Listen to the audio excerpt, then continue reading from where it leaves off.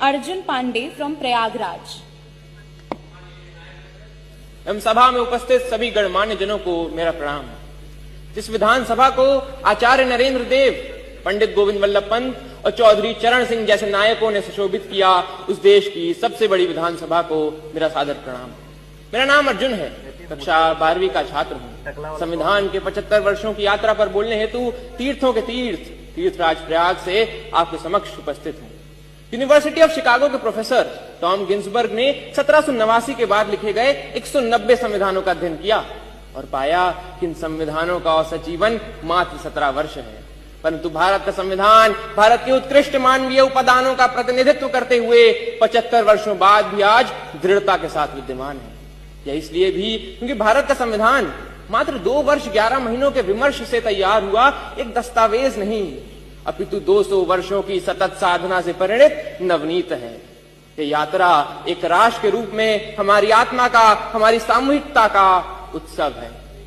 प्रसिद्ध जर्मन दार्शनिक Immanuel Kant ने अपनी पुस्तक क्रिटिक ऑफ प्रैक्टिकल रीजन में लिखा था कि constitution to be just must achieve the highest level of possible freedom for human individuals. Kant की इसी वैचारिकता को अपनी समस्त समग्रता में समेटने का काम संविधान ने किया और एक समावेशी लोकतंत्र संजोया। भारत का संविधान सिर्फ इसलिए बड़ा नहीं है क्योंकि इसमें 1.5 लाख शब्द हैं, अपितु इसलिए भी क्योंकि इसके पृष्ठों से महात्मा गांधी के हिंद स्वराज, भगत सिंह के क्रांति, अंबेडकर के सामाजिक न्याय और नेताजी बोस के संप्रभु और सशक्त भारत की आकांक्षाएं भी परिलक्षित होती हैं।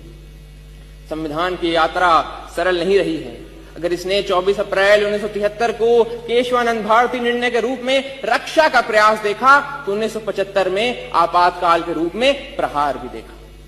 संविधान हमारा वह दर्पण है जिसमें हम अपने अतीत को देखते हैं, वर्तमान को समझते हैं और भविष्य को गढ़ते हैं। हमें यह भी समझना होगा कि संविधान साधन है, साध्य नहीं। हाँ, वो हमें जमीन तैयार करके तो दे सकता है, परंतु उस पर फसल बोने का काम हमारे ही जिम्मे है। ऐसे में हमें समझना होगा कि हमें एक ऐसे राष्ट्र का निर्माण करना है जिसके 6 स्तंभ हों: समता, समृद्धि, समन्वय, संस्कृति, सेवा और समर्पण। एक ऐसा भारत जहां हर व्यक्ति कह सके मैं भारत हूं और भारत मुझ में। जहां विश्व में तमाम जगह संवैधानिक मूल्यों के लिए, मताधिकार के लिए आंदोलन देखे गए, वहीं भारत में सहजता से प्राप्त मताधिकार एवं मौलिक अधिकारों ने शक्ति का संचार किया।